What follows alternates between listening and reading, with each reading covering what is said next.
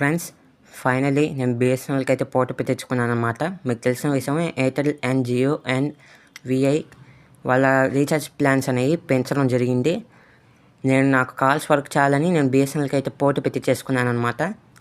మీరు కూడా నాలాగే కాల్స్ వర్క్ చేయాలి అనుకుంటే పోర్ట్ పెట్టించుకోవచ్చు. కానీ మీరు పోర్ట్ పెట్టించుకునే ముందు ఒక విషయం ఆలోచించాలి. మీకైతే నెట్వర్క్ అనేది స్లో వస్తుంది.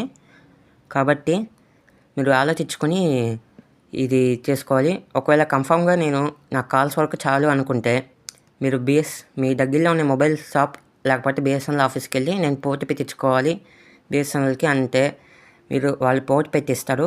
మీరు ఆధార్ తీసుకెళ్ళాలి. ఆ తర్వాత కొంచెం కేవైసీ ప్రాసెస్ అవన్నీ చేస్తారు. ఆ తర్వాత ₹150 అయితే నాకు పడింది. ఒక నెల ఫ్రీ రీఛార్జ్ అని చెప్పారు. పోర్ట్ అయితే పెట్టించేసుకున్నాను అనమాట. ఈ బిఎస్ఎన్ఎల్ గురించి ఫుల్ రివ్యూ కావాలంటే ఈ